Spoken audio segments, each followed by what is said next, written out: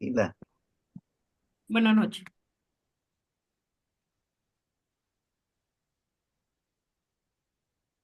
Hola, buenas noches. Hola, Margarita. Hola, hola. Hola, hola, buenas noches.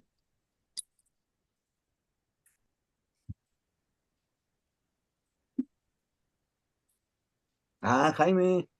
Qué buena onda. ¿Qué tal? Buenas noches. Hola, hola. Hola, buenas noches.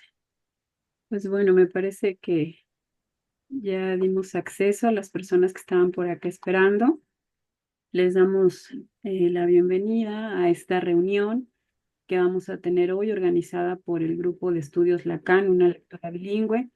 Esperamos que todos ustedes se encuentren muy bien y es un gusto que pudieran acompañarnos por acá en este espacio. Hoy van a estar compartiendo con nosotros Carlos Conde, César Casiano, Aldo Burgos y Jorge Huerta. Van a estar participando con el tema Vida y Obra, breve encuentro.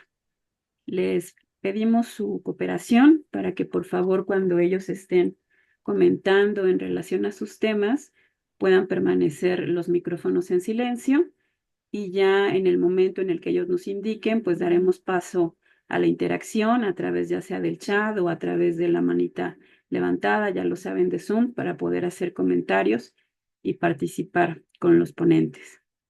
Entonces, pues empezamos con la primera colaboración de Carlos Conde.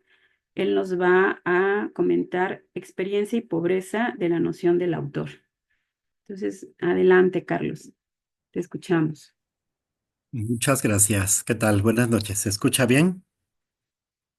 Sí, muy Muy bien. bien, pues, Muy bien, Carlos. pues muchas gracias a Jorge y al grupo por la invitación.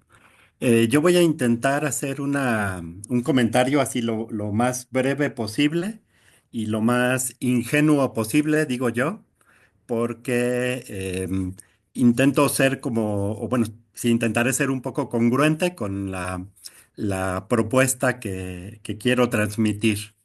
Bueno, esta charla creo surgió un poco a raíz de una plática que teníamos en algún momento Jorge y yo a propósito de su libro sobre Dostoyevsky, hablando justamente del tema de la relación entre la vida y la obra de un autor, ¿no?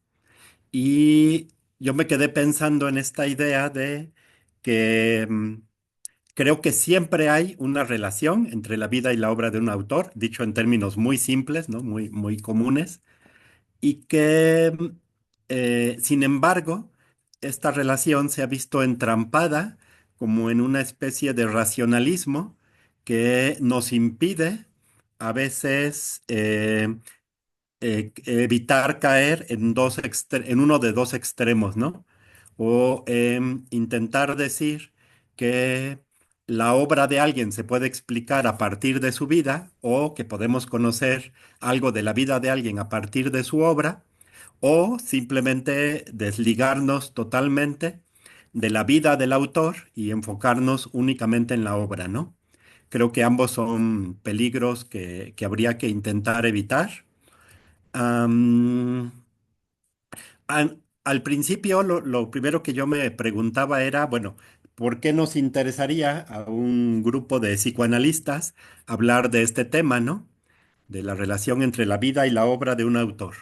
Lo que yo pensaba era, bueno, porque de alguna manera es como entrenamiento, es una práctica viva para cómo escuchar desde detrás del diván, ¿no? Cómo escuchar a pacientes, cómo es la relación entre lo que un paciente dice y lo que vive, que aunque hay un intento de decir verdad, también hay un juego de semblantes, ¿no? En muchas ocasiones.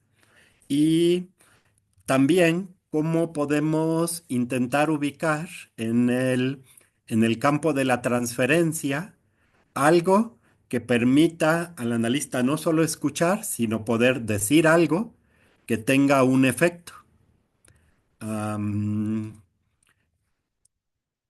Creo que mucho de lo que he leído acerca del debate en torno a este tema de la figura del autor y de la relación de la vida y el autor, Creo que uno de los grandes problemas es que peca de mucho racionalismo, como mucho de lo que estamos acostumbrados a pensar en Occidente, ¿no? Y creo que eso nos impide en muchas ocasiones poder conectar de alguna manera con la problemática. No sé, lo pienso como en debates que he tenido a veces con colegas filósofos, cuando uno dice, bueno, es que vamos a hablar de la experiencia, lo primero que dicen es, bueno, pero define la experiencia, ¿no? Lo cual me parece un contrasentido, porque justamente estamos intentando escapar de esa lógica racionalista e intentar definir la experiencia es intentar volver a atraparnos en lo mismo. Am, a mí me gusta mucho en ese sentido la propuesta que hace Walter Benjamin en su texto, que creo que es uno de sus textos de juventud, Experiencia y Pobreza, en el sentido de que se puede utilizar un texto, una narración, no para transmitir un conocimiento, sino para transmitir una experiencia.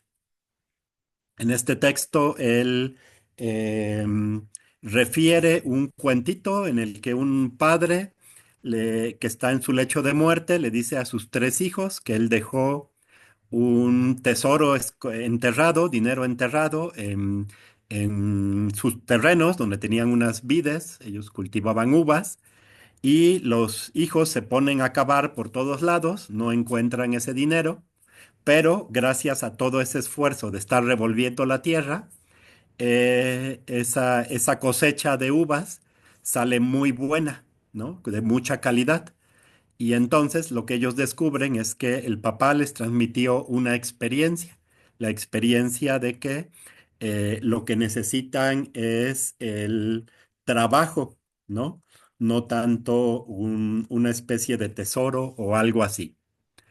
Am, esta idea, cuando la leí por primera vez, me pareció muy interesante, ¿no? Me pareció como que me abría mucho la mente, justo como una forma de intentar escapar a toda esta lógica muy racionalista en la que a veces nos quedamos entrampados, y me quedaba pensando cómo se podría operativizar una forma de trabajar desde la experiencia sin dejar de lado, claro, el dominio de el lenguaje, que sería tal vez los conceptos, las definiciones, pero pudiendo entrelazarlo, pudiendo unirlo con la dimensión de la experiencia. Am, ok, creo que por el lado, digamos, de lo propiamente teórico, ese es todo el rollito que yo me quería echar nada más, pero quería proponer también un pequeño experimento a partir de una anécdota mía. Em, yo tiene relativamente poco que he podido empezar a cumplir uno de mis sueños infantiles, digo yo, que era el de ser escritor, justamente, ser autor, podríamos decir, en la lógica de la plática de hoy. Yo he estado escribiendo cuentitos de terror, cuentitos perturbadores, les llamo yo, y recientemente me publicaron uno que me gustaría compartir con ustedes. Creo que lo puedo hacer aquí en el chat, ¿no? Lo voy a poner ahí en el chat. Ustedes me dicen si se ve. Sí, sí se ve. Perfecto. Por si alguien lo quiere leer, ahí está. Y em, a la par voy contando esta anécdota que quería yo compartirles a raíz de este cuento. Bueno, les comparto este porque es el primero que me publicaron, ¿no? Así ya tal cual en una revista literaria dedicada al género del terror y todo el asunto. Ok. Am, poco después de haberlo publicado, estaba platicando yo con una amiga que es antropóloga, historiadora y feminista. Le compartí este microrrelato y ella me dijo algo que me llamó mucho la atención.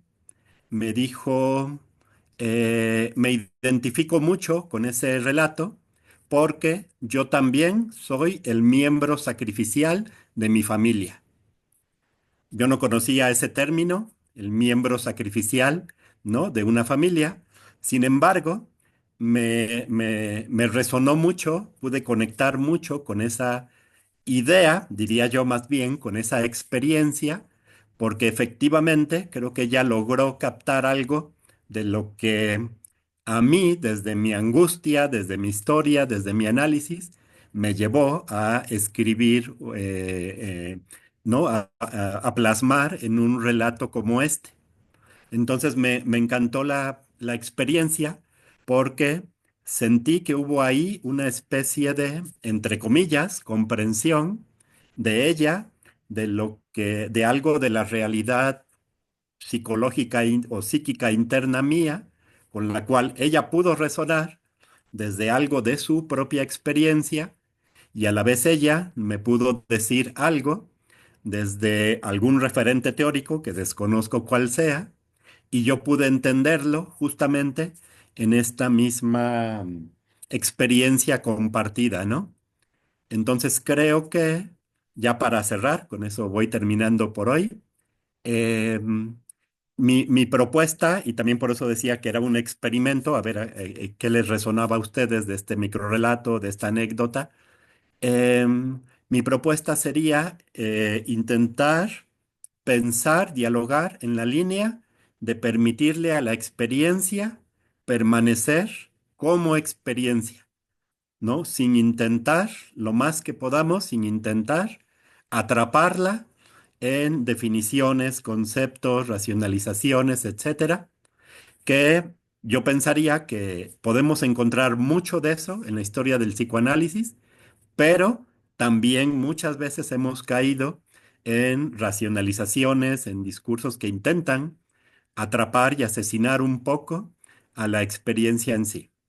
Ok, y ya con eso me callo y ustedes me comentan qué opinan.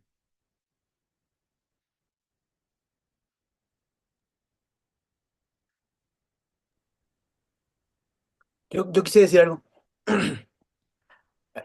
Hay un texto de Mario Montalbetti, sobre el asunto creo que no sé si es las notas para un seminario sobre Foucault o el pensamiento del poema, en el que se concentra así profundamente Montalbetti en el asunto de la pobreza que estaría en juego en el poema. Con respecto a eso que estabas diciendo, me llamó mucho la atención, me pareció muy interesante. Luego te paso la bibliografía, está padre, a lo mejor te puede. Muchas gracias.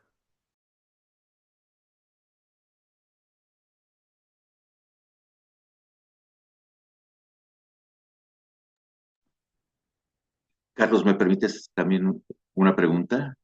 A menos que haya alguien más. La idea que tú dijiste al final de tu propuesta sería, si entiendo, que tratar de explicar o de comprender una experiencia con argumentos racionales empobrece la experiencia. ¿Es así?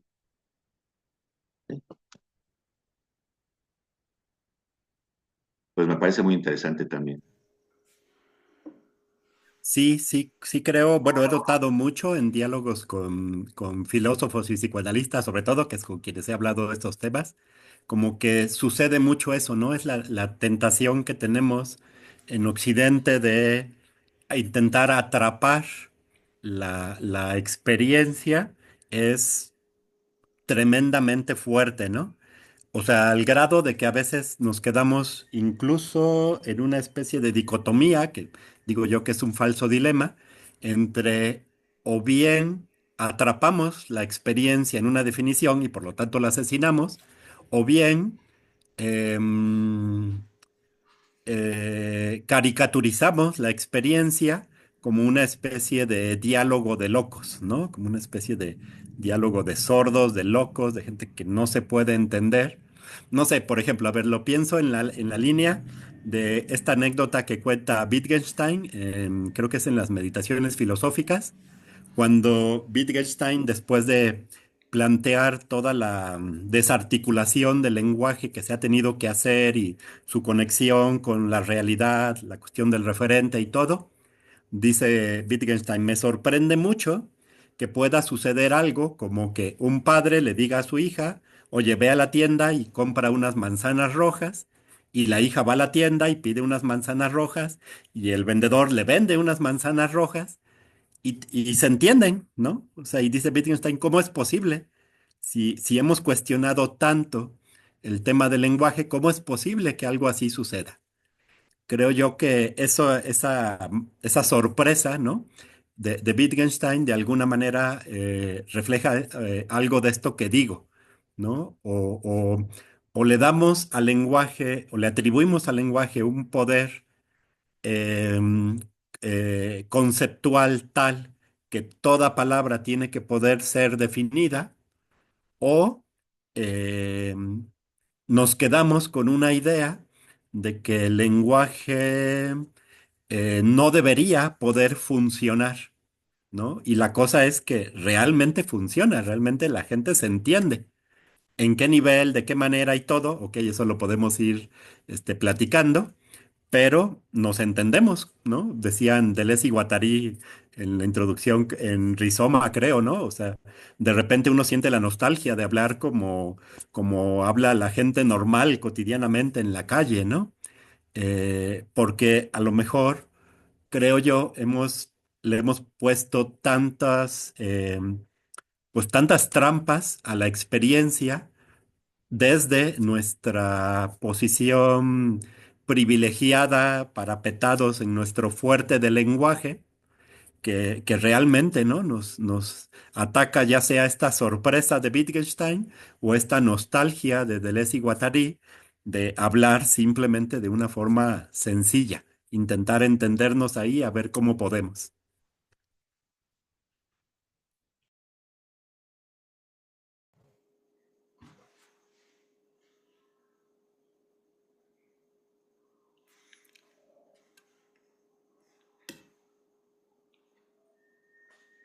Hola de nuevo, Carlos.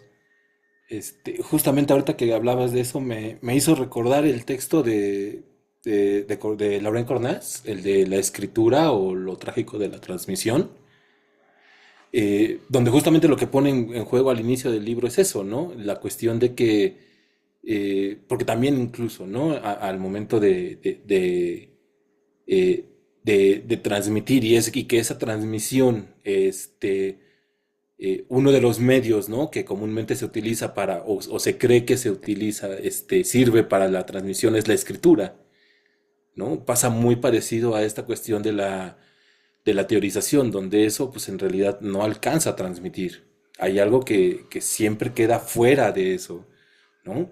Incluso este conflicto que él describe, ¿no? Entre Sócrates y los sofistas, donde se apunta a la transmisión a partir de esa escritura, a partir de dejar los libros, los papiros, y la discusión es, bueno, se está transmitiendo algo, pero eso que se está transmitiendo no es la experiencia, ¿no? Y en ese sentido es como, bueno, creo yo que también es como justamente esa limitación que nosotros encontramos en la experiencia de que pues, en realidad se pueda compartir, ¿no?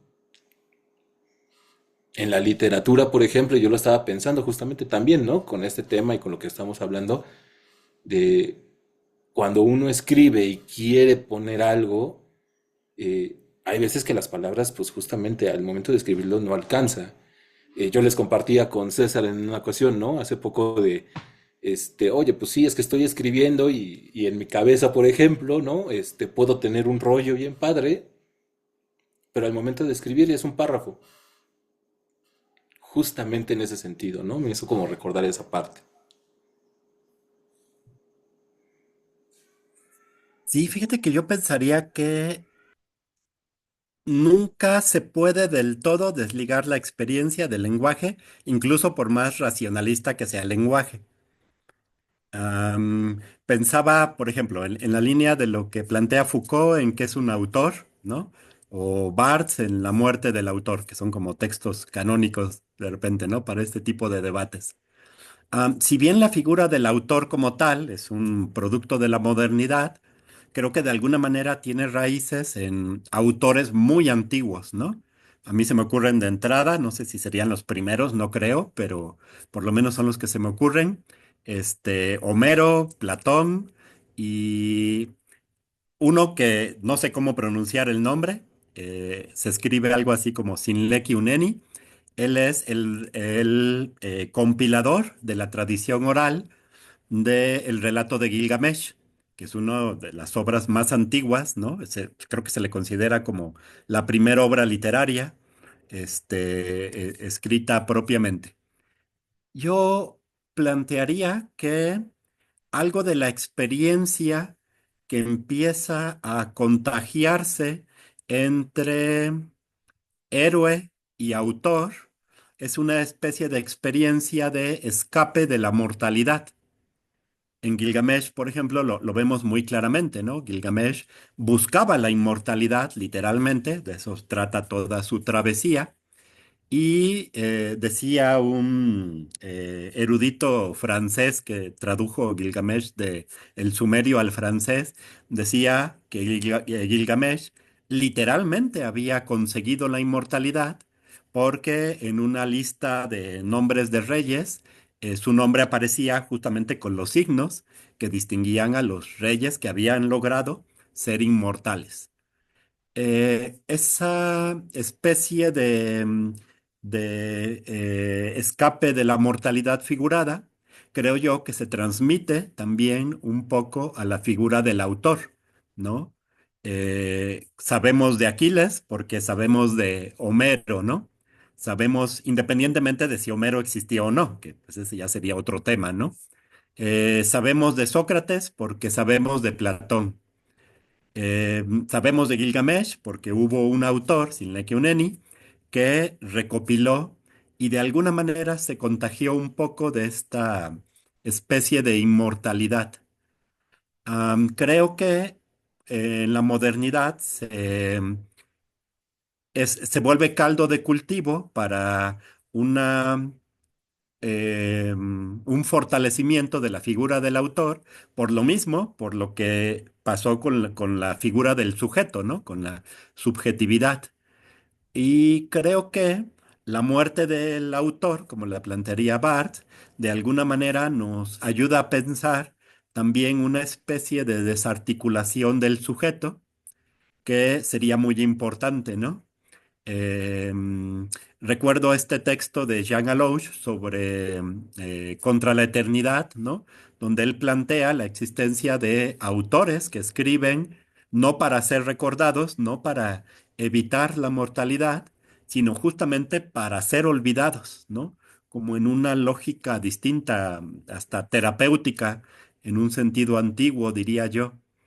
Entonces, creo que el debate es interesante por eso, ¿no? Porque si bien podríamos decir que el psicoanálisis también es un producto de la modernidad que surge, ¿no? Para intentar desarticular esta evasión de la mortalidad, esta elevación de la figura del sujeto, etcétera, em, creo que el mismo psicoanálisis, como es producto de este mismo tiempo, necesita estar constantemente revisando hasta qué punto no está reintroduciendo por la ventana lo que intenta sacar por la puerta.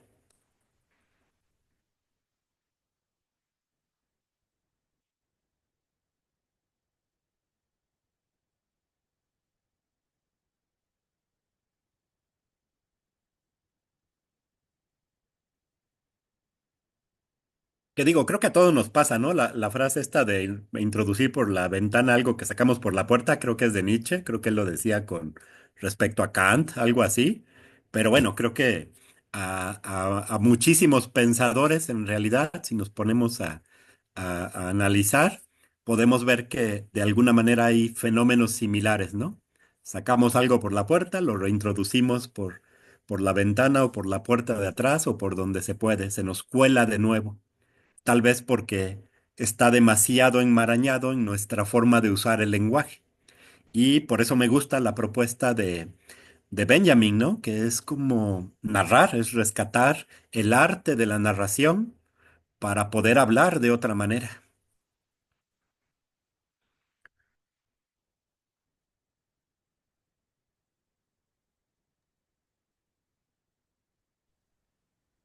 Pues muchas gracias, Carlos. No sé si les parezca que pasemos al siguiente tema. Digo, de cualquier modo, creo que conforme vayamos avanzando en sus exposiciones se irán intercalando, ¿no? Probablemente los comentarios y las preguntas. Entonces, damos paso al tema de César. César Casiano va a exponer vida y obra entre continuidad, reminiscencia, ¿sí? Y corte. Revisión y corte es de, bueno, Remisión, perdón. sí, como lo que remite a eso. A ver, voy a compartir la pantalla, a ver qué onda. Voy a tratar de ser lo más conciso posible, a ver si lo logro. Este, miren, lo que a mí me llama la atención es como mi pregunta, lo que me mueve a participar acá es si hay algo del orden de la obra de arte, no sé, la escritura de un poema, la puesta en escena, de alguna puesta en escena, pues los efectos que tiene en la vida de alguien, y los alcances que puede llegar a tener. Esa es mi pregunta, pero como que, o sea, pero me parece que definitivamente hay una trascendencia en quien escribe lo que sea. No sé, en Moby Dick tuvo que tener alguna trascendencia en Herman Melville, o sea, eso es innegable, pero obviamente, o sea, mi pregunta es que en la situación analítica, si eso, o sea, ¿cómo podríamos pensar ese asunto? Entonces, bueno, para eso, para iniciar este asunto que voy a tratar de plantearlo así, fíjense. Este es un esquema que está en el paréntesis de los paréntesis. Obviamente no voy a explicar la complejidad de este asunto. Solamente digamos que esta es una primera escritura y esta es una segunda escritura. Esto está replanteado aquí.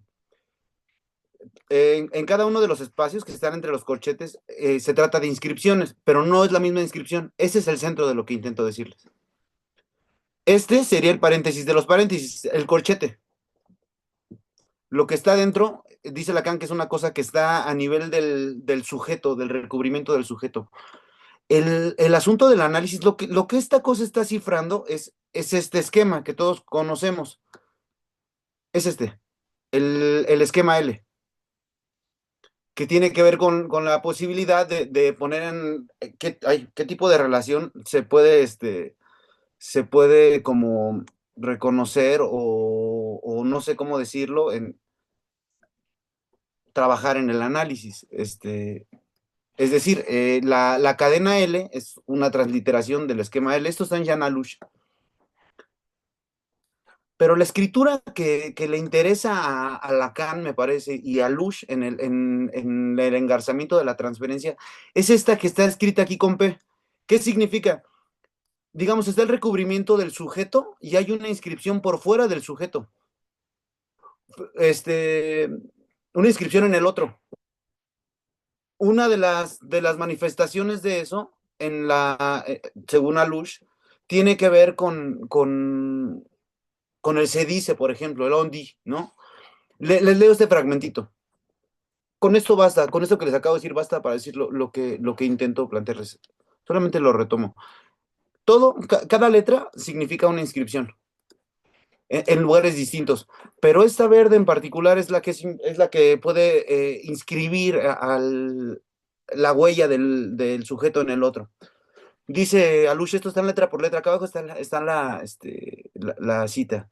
La cuestión es la del franqueamiento que pone en relación al sujeto y al otro. Este franqueamiento es entonces franqueamiento de las comillas y no de los paréntesis interiores o exteriores a las comillas, por eso es el P. Si el síntoma permanecerá entonces como significante de una apuesta que debe ser situada sobre otra escena, diferente del les, que sería el del sujeto, por el hecho de que inquietado por el síntoma, el sujeto se dirija a un partener que puede autorizarse a dejar vacío el lugar de gamma y confirmar así lo que se encuentra engarzado en alfa. Se volverá posible en delta el franqueamiento de las comillas y más allá de esta salida, la inscripción en el lugar del otro, o sea, el alfa, este punto. Eh, o sea, del rasgo significante que por insistir en el engarzamiento acaba por existir como significante en el otro. Dicho de otro modo, llega a tachar el otro, a hacer agujero en él. Esta inscripción tiene su particularidad, ¿no? Esto es un asunto porque me parece que hay una puesta en tensión que lleva las cosas en el planteamiento del psicoanálisis a un lugar como de no salida, no sé cómo decirlo. Me parece muy interesante la propuesta de Alush de que el psicoanálisis será Foucaultiano o no será más. Eso tiene consecuencias grandes. No, no es nada más como ser friendly con Foucault o algo al respecto. Y una de esas consecuencias es la libertad que se puede ejecutar. Miren, les voy a poner otra diapositiva para, tratando de no extenderme demasiado, ¿no? Por ejemplo, aquí al final de la interpretación de los sueños, Freud dice, fíjense la notita, y el valor del sueño para el conocimiento del futuro, ni pensar en ello, naturalmente, podríamos reemplazarlo por esto otro, para el conocimiento del pasado, pues del pasado brota el sueño en todo sentido, aunque tampoco la vieja creencia de que el sueño nos enseña el futuro deja de tener algo de contenido de verdad. La idea de que el sueño nos enseña algo del futuro tiene algo de verdad. ¿Qué es eso? En la medida en que el sueño nos presenta un deseo como cumplido, nos traslada indudablemente al futuro. Pero este futuro que al soñante le parece presente es creado a imagen y semejanza de aquel pasado por el deseo indestructible. Es decir, hay algo a nivel de la estructura inconsciente o de la estructuración del deseo que se plantea como imposible de moverse de ahí. ¿Por qué lo digo? Ahora comentando esto que dice Freud, Lacan en Les Non-Dup comenta esto que acabo de leer de Freud, precisamente para llevar a cabo esta cuestión de la estructura y de la no salida y todo esto que está trabajando en el 73, 74 en ese seminario. Les leo un poquito lo que dice. El otro día pudieron observar lo que comencé a hacer en el pizarrón con la línea del viaje. Es esta estructura, es este dibujo, es el esquema del viator. No es muy querido para Lacan, de hecho dice que es una manera de ser un non-dup, de no reconocer la estructura inconsciente. Y entonces a través de la estructura de ese no reconocimiento, pues como que aparecerían estas rayas que serían muestras de la estructura inconsciente. Esto, o sea, reafirma lo que dice Freud.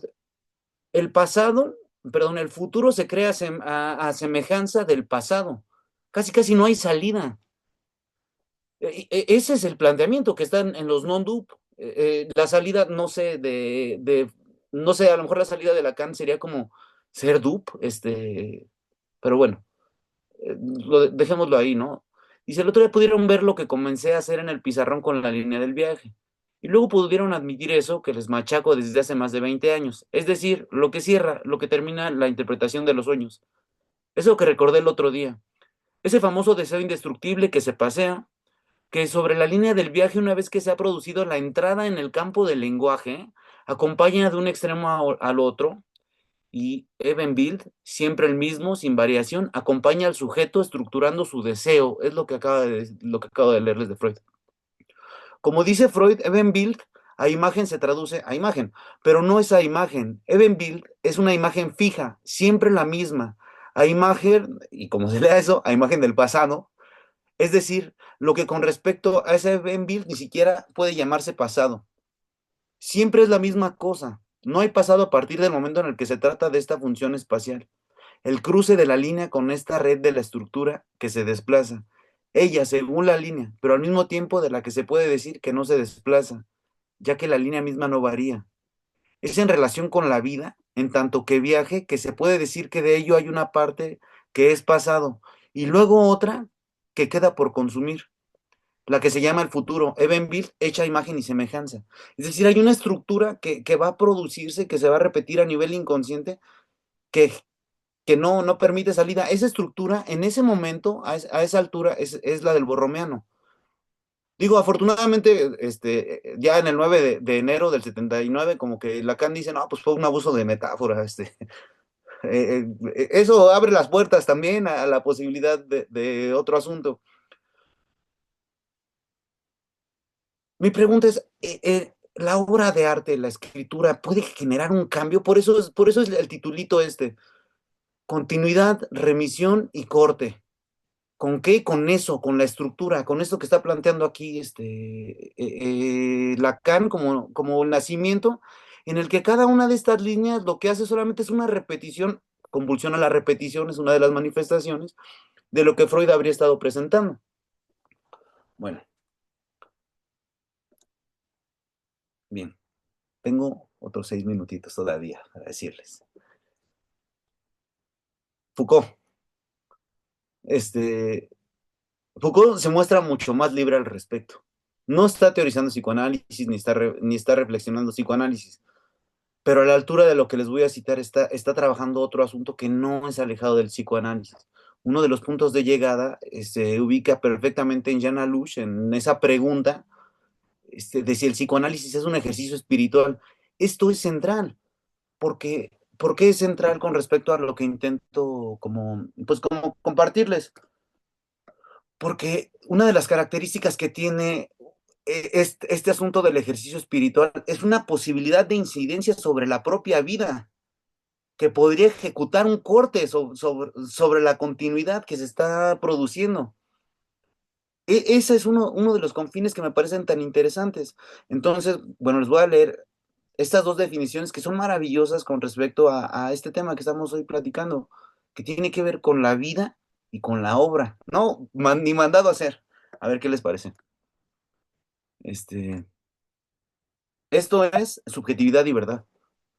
El 14 de enero del 81, dice Foucault. Acá abajo está la cita, ahí para que si a alguien le interesa, bueno, ahí está.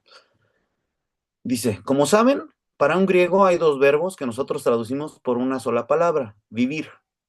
Está el verbo tsen, de soy, que quiere decir tener la propiedad de vivir, la condición de ser, estar vivo. Los animales viven efectivamente en el sentido del zen. Es como una vida vegetativa. Ahí ya se escucha esta frase que Foucault, es que no sé si es Foucault, o sea, estoy seguro de haberla leído en Alouche, que dice, prefiero morir antes que morir, porque ese morir sería estar a este nivel del estado vegetativo. Y dice, y está esta otra palabra, bion, que quiere decir pasar la vida, y que se relaciona con la manera de vivir esta vida, la manera de llevarla adelante, de conducirla, el modo en que puede calificársela de dichosa o desdichada. El bios es la vida calificable, la vida con sus accidentes, con sus necesidades, pero también es la vida tal como uno mismo puede hacerla, decidirla. El bios es lo que nos pasa, por supuesto, pero desde la óptica de lo que hacemos con lo que nos pasa. Es el curso de la existencia, pero habida cuenta del hecho de que ese curso está ineludiblemente ligado a la posibilidad de llevarlo adelante, transformarlo, dirigirlo en este o aquel sentido, etcétera. Esas son las definiciones que da Foucault de la vida. El asunto del Zen y del Bion. Por eso termina uno de los confines, es eso que después se va a llamar la estética de la existencia, la tecne periton bion, que, bueno, responde al bios, ¿no? Es más adelante, está hablando sobre las artes de vivir, sobre la obra, sobre la tecnai. Las artes de vivir no son códigos, ni exactamente sistemas prescriptivos, ni conjuntos teóricos. Se presentan como tecnai, técnicas, peritombion, que tienen por objeto la vida. Hay que detenerse en esta noción de técnicas para vivir. Es decir, algo diferente de las reglas de conducta, diferente de lo que sería un código de comportamiento. A ver, voy a tratar de explicar otra cosita. O sea, haciendo como una cosa espacial, digamos que esta línea no es el esquema de Lacan, se parece, yo creo que debe haber muchos esquemas que se parecen, ¿no? Con una flecha y que tiene alguna línea ahí que hace una cortadura. es zeta porque sería la línea del zen, de la vida vegetativa que sería continua. Eso sí es continuo, es decir, el corazón está latiendo continuamente, las funciones vitales están marchando de manera continua. Pero la razón por la cual puse V en el momento en el que hice este esquema tan complejo, fue pensando en las Vorstellung, que es la manera en la que en la que Freud plantea la inscripción en las representaciones para como la vida anímica. Bueno, todo este cuento para plantear mi pregunta. Tengo una hipótesis de respuesta. ¿Hay algo del orden de la obra de arte que sea del orden de la posibilidad de la inscripción a nivel de ese P que puse al principio, que pueda hacer corte con lo que era la vida de alguien con respecto, o sea, con respecto a su manera de vivir el mundo?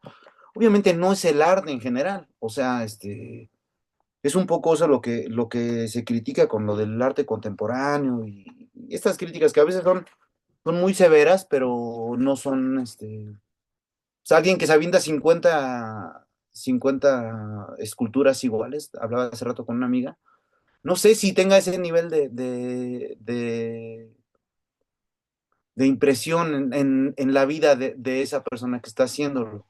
Yo estaba pensando particularmente en Birdman, en el efecto que tiene en Regan Thompson, es el personaje de la película de Birdman, haber puesto en escena este trabajo de Raymond Carver, de qué hablamos cuando hablamos de amor. Claramente en esa película hay una transformación de su relación con el pajarote que es el mismo, con este Birdman, ¿no? Con el que habría hecho en otro momento. Pero sí, o sea, esa era mi pregunta. Y ya como para terminar este asunto, espero haber sido suficientemente conciso y ya para no alargarme más. Este, son las líneas de las nuevas observaciones sobre el pasaje al acto. Alush está hablando sobre la situación con Althusser. En la versión en español es la página 25. Dice Alush, de la 65 a la 66, lo que voy a leer. Intervenir en lugar de ese rumor, ese neutro, lo que se dice, esa voz corresponde a un erizamiento negador. Sin embargo, nada está verdaderamente regulada. El punto de lo neutro no es alcanzado por los escritos de Althusser posteriores al asesinato de Ellen. Y no intentamos aquí nada más, salvo indicar que solamente el pasaje al acto habrá llegado a ese punto, que es lo único que estuvo en condiciones de alcanzarlo. A ver, claramente lo que está planteando aquí Alush es el pasaje al acto se puede inscribir a nivel de lo que en la cadena L está en la escritura de P, en la tachadura del otro. Lo que dice Alush es, eso sería lo único que estaría a ese alcance. Entonces, mi pregunta, otra vez reformulada, ¿hay algo a nivel de la obra de arte que pueda ejecutar una transformación de ese orden? Pues ya, eso es todo. Si alguien tiene respuestas, pues agradecería mucho. Ay, gracias.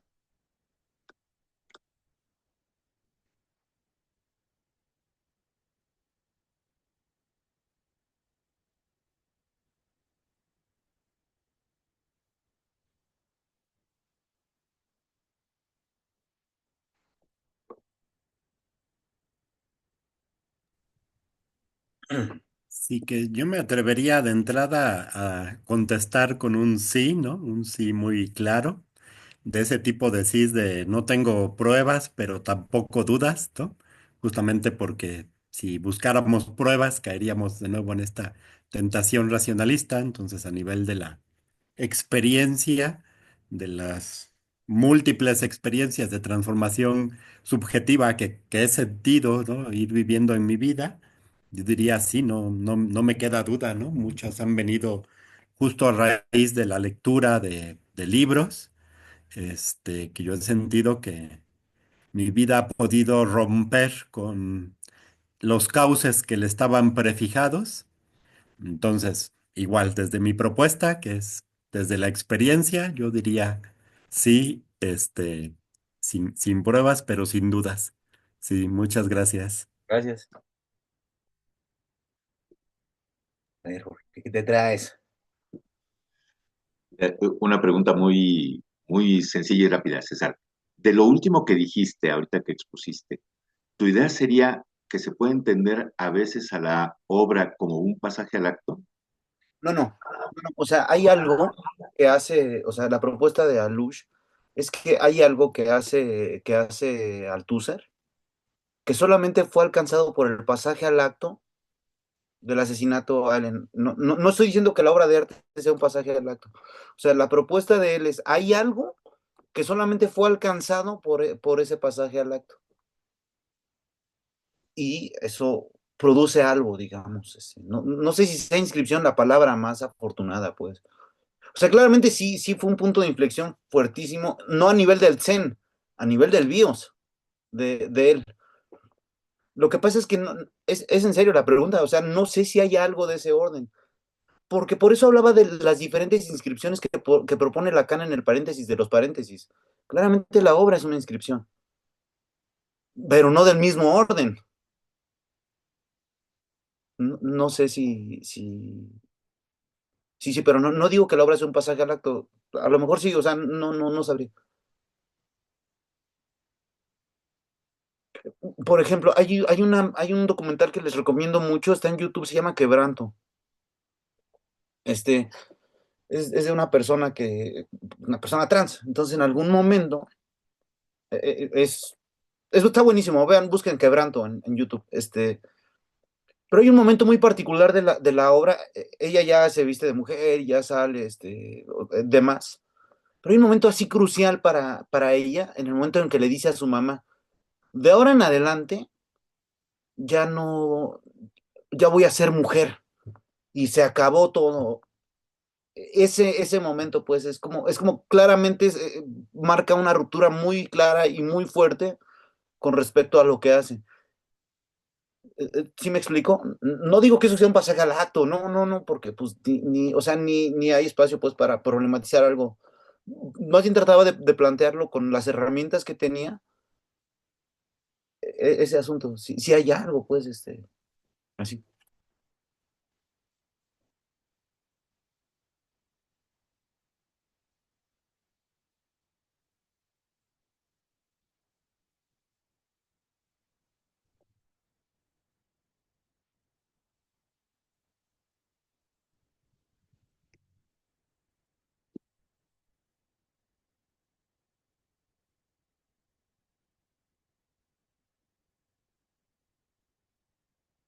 Esa es buena respuesta.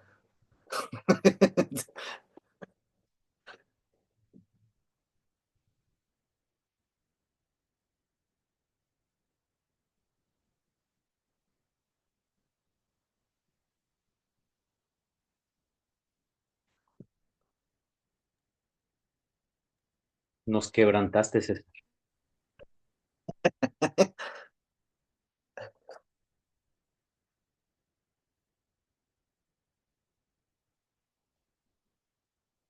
No, pues gracias por escucharlo. Gracias a ti, César. De cualquier manera, recuerden lo que hace un ratito nos dijo Eranden, ¿no? Podemos seguir escuchando y podemos... una exposición quizá nos reconduce a otra. Vamos a ver, a lo mejor podemos decir algo más de lo que expuso César en un momento, ¿no? Eranden. Sí, sí, yo pienso eso, ¿no? También, que de alguna manera ahorita podemos ir intercalando. Entonces, ¿les parece? Pasamos al tema de Aldo. Aldo Burgos nos va a Perdón, exponer. es que Sí, yo ya se fue César. ay, César regresa. César, mira, es que yo creo que habría que ir a un solo autor. Yo hice un trabajo sobre William Seward Burroughs y él tiene, yo ubico en ese pequeño trabajo un pasaje al acto y un acting out. Em, a lo mejor Jorge Huerta algún día me invita a presentarlo. Ahora se me ocurre, pero creo que Ya te lo importante, apuntaste, ¿eh? sí, sí, me apunto totalmente. Ya había pensado hace un rato en ti, para que me invitaras. Mira, César, pasa lo siguiente, efectivamente, la pregunta se me ocurre que tendría que ver con que si hay algo de un autor que en su obra haga efecto de sentido para su síntoma. Me parece que es por ahí. Y yo te podría hablar de Burroughs en otro momento. Lo que diría ahora es que ustedes saben que Burroughs mata a su mujer de un balazo en la sien, ¿no? Es este hombre que se vino a México a drogarse y entonces lleva a cabo ese acto y después lo que hace, bueno, pues es México y entonces lo sacan a los 13 días y cuando el abogado se muere el año, él se va, se escapa, ¿no? Pero eso hace, de alguna manera, que él empiece a hacer un intento de escritura, porque lo que se sabe de su forma, de su invención de escritura es que él no escribe. Él agarra textos y los recorta y los pega y los hilvana, ¿no? Eso es lo que él hace. Eso no quita que haya una pregunta, hay quien dice que no es un escritor, pero él hace algo allí. Al final de su vida, termina haciendo pinturas que tienen que ver con esa imagen de la muerte de su esposa, porque lo que al final hace es que hace disparos a gran escala de pintura y que quedan como mancha, como cuando se explota un cerebro por un balazo, que le entra una bala y estalla, y entonces eran estallamientos. Y ahí hay un significante que habla de esos estallamientos, definitivamente. Entonces habría que traer acá el hilván de eso, del inglés con el español, de lo que él quiere decir, porque efectivamente tiene que ver con un estallamiento que ahora no me viene la palabra en inglés porque la tengo por ahí escrita en un texto, ¿no? Entonces, por ahí tendría que ver. No, me parece que no es el momento para continuar, pero me parece que eso es de lo que estás tú tratando de acotar, ¿no? No sé, tú dime si alcanzo a decir algo ahí que te haga pensar algo, no. Ahora no es momento, me parece, hay otra presentación, pero no sabía cómo traer esto de lo que tú estás pensando acá y banarlo con lo que yo pienso de Burroughs. No, pues muchas gracias. Me parece que muy afortunada la cuestión de centrarse en un autor. Es buena idea. Ujú, ujú. Gracias. Sí, búscate a un autor que te interese y allí habrá que ver si algo de lo que logra hacer en su obra tiene que ver con el acto de producir un significante que le cambie la vida. Es eso. Sí, sí, es que, o sea, lo que estaba pensando era principalmente o sea, yo tengo una idea en particular de lo que pasa con Regan Thompson en Birdman, Mm, pero me llamaba mucho la atención la situación de que de esta como de este planteamiento de Freud de que el futuro se va a plantear a raíz del pasado y la forma extrema que Lacan plantea, pues no hay salida, o sea, no hay salida y esa salida, esa no salida es crucial en el planteamiento de si el psicoanálisis va a ser un ejercicio espiritual o no. ujú. Y sí, muchas gracias, sí, sí, muchas gracias. Voy a tenerlo en consideración, Karina. Bueno, vale.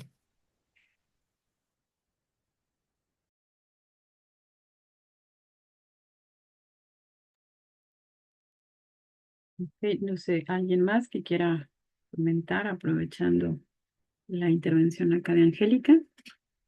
Continuamos con Aldo entonces. Bueno, Aldo Burgos nos va a comentar el tema, el autor como intermediario entre vida y obra, reflexiones sobre Lovecraft. Adelante. Gracias, Anani. Creo que voy a cambiar mi forma de aproximarme porque, si no me voy a ir demasiado. Entonces, pensaba leer algo, pero sí se me va a ir mucho el tiempo. Entonces, justamente la duda con la que yo empecé este trabajo es meramente la cuestión de que al momento de decir vida y obra, eh, ya se da por sentado que hay una relación, ¿no? Y entonces se da por hecho de que la vida privada de un individuo y su obra, lo que llega a producir, tienen una relación directa. Sin embargo, al mismo tiempo, o sea, pese a que parece una obviedad, ¿no? El decirlo, eh, tiene como muchas aristas que pueden costar trabajo y pueden tener como unos ciertos desvíos ahí bastante problemáticos. Entonces, eh, esto aunado a que justamente, ¿no? Cuando se habla de la obra, se habla del autor en ese sentido, ¿no? Entonces a mí se me ocurrió así pensar el autor como una cuestión, un punto en el cual es una función en la cual ese individuo toma o una función que ejerce ese individuo, un lugar que ocupa ante la escritura, ante la producción en general, ¿no? O sea, no solamente reduciéndolo a la escritura, a la literatura, a la teoría, sino también ante otro tipo de producciones. Y es ahí donde también empiezan otras situaciones, ¿no? Que es este problema donde, ¿no? Carlos decía al inicio algo muy similar, que es esto de, bueno, cuando se dice esta idea de que para conocer a un autor hay que leer su obra, ¿no? Híjole, ¿no? Son como ciertas ideas que pues a lo mejor no son tan así, ¿no? Incluso hasta si lo podemos pensar un poco, pues no sería muy diferente a una interpretación silvestre en ese sentido. O sea, decir que la vida, porque incluso hasta podría prestarse a ese equívoco de decir que la vida de un autor está expresada en esa obra, pues tampoco es así. Y es ahí donde justamente me parece que las experiencias del individuo, las experiencias de vida, y claro, ¿no? O sea, también todas esas cuestiones de época, las cuestiones pues a final de cuentas, ¿no? En ese sentido, pues creo que también un autor no es más bien, es también producto de su época, no escapa a eso. Y es ahí donde esta cuestión de la experiencia, de sus experiencias que se juegan al momento de la producción, pues se juegan y justamente, pues es a partir del autor, por ejemplo, ¿no? O sea, en este caso, sí, a lo mejor yéndome un poquito hacia la cuestión de la literatura, y por eso elegí a Lovecraft, porque, por ejemplo, uno de sus pocos, bueno, de hecho, de sus únicos dos escritos autobiográficos que tiene, uno empieza de la siguiente manera. Mi existencia ha sido reservada, poco agitada y nada sobresaliente, y en el mejor de los casos sonaría tristemente monótona y aburrida sobre el papel. Lovecraft, de una u otra forma, en este sentido, retomando ahorita por la línea de la experiencia, eh, muchos de sus cuentos, de los que son como los más renombrados, los que son los más famosos, eh, tienen espacio tienen lugar en un cierto periodo de su vida, después de justamente ciertas experiencias. Eh, Antes de esto, sí, ¿no? O sea, también hay que aclarar que justamente en esta cuestión es como un poquito delicado para mí el hecho de decir, bueno, pues es que como un autor expresó algo, se puede correlacionar con la obra. Y ese sería como un equívoco bastante fácil de caer. Sin embargo, también la cuestión de lo que se plasma en sus obras no puede tampoco ser considerado como una cosa completamente ajena a esas experiencias. Algo de esas experiencias se pueden jugar. Y en el caso de Lovecraft, claro que pues obviamente a mi parecer, eh,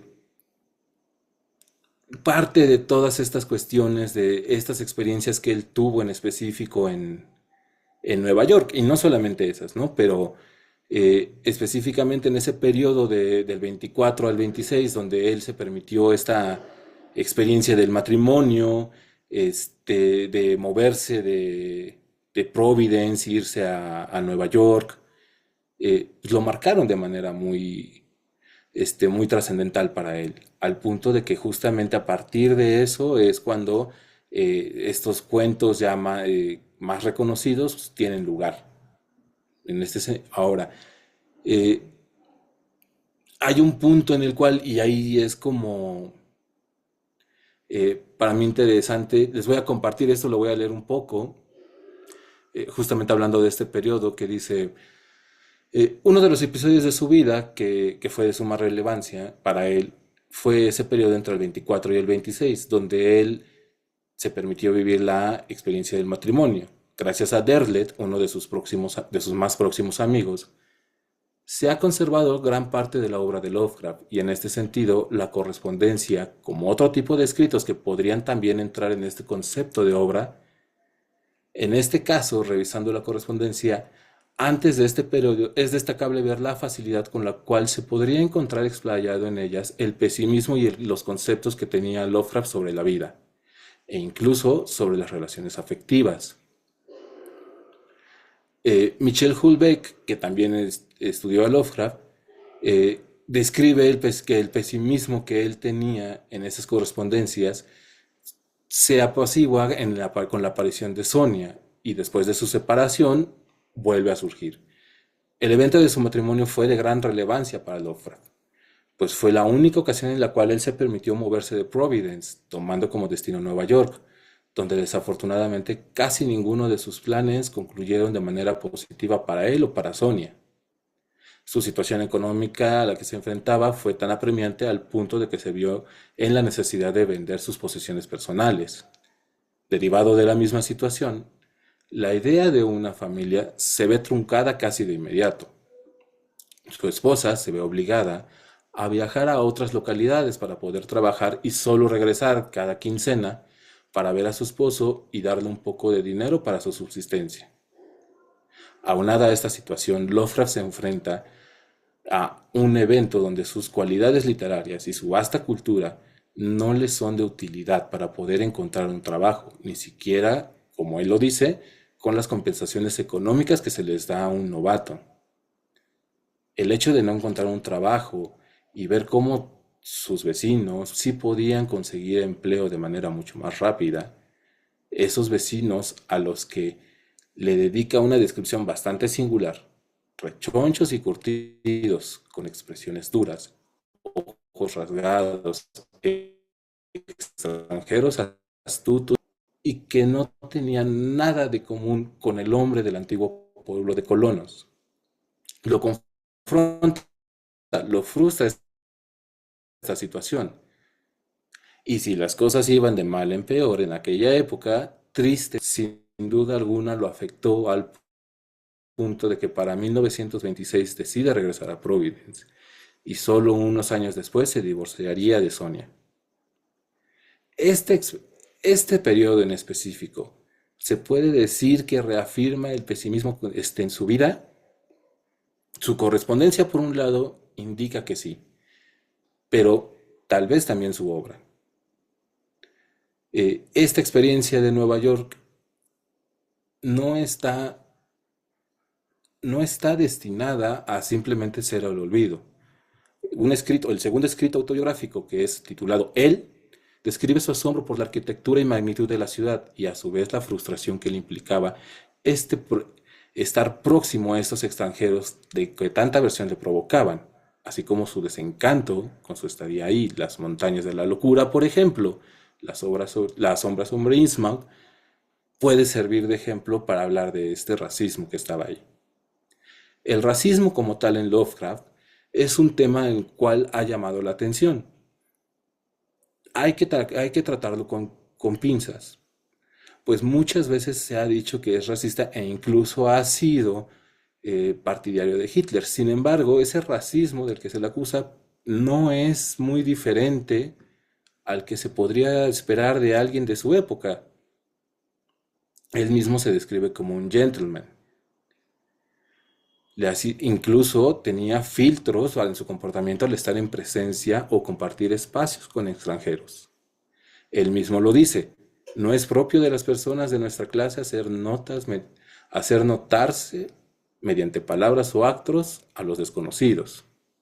En sus cartas era otra cosa y las descripciones que podía manejar ahí, pues podían rozar incluso con ser incluso retomadas para una descripción en específico para sus cuentos. Entonces, esta parte, y justamente la pregunta que yo tenía era, ¿qué tanto de la experiencia de vida se puede tramitar en una obra? ¿Qué tanto alcanza a llegar ahí?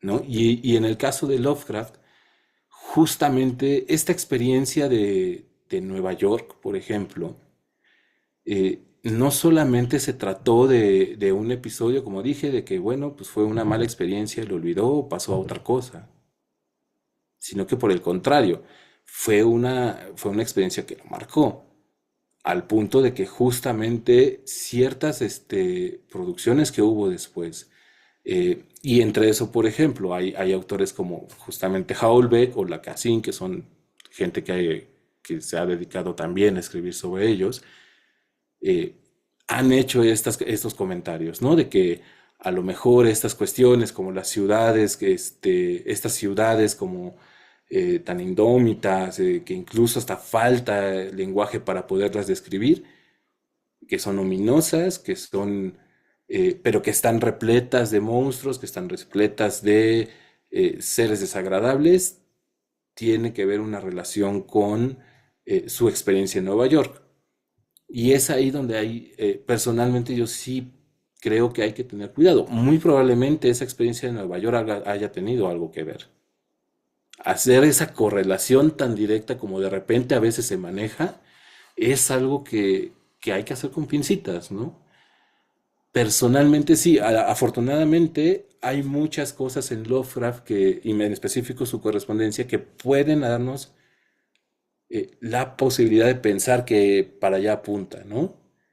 Que muchas de esas cuestiones que están en sus cuentos pudieron tener origen en Nueva York.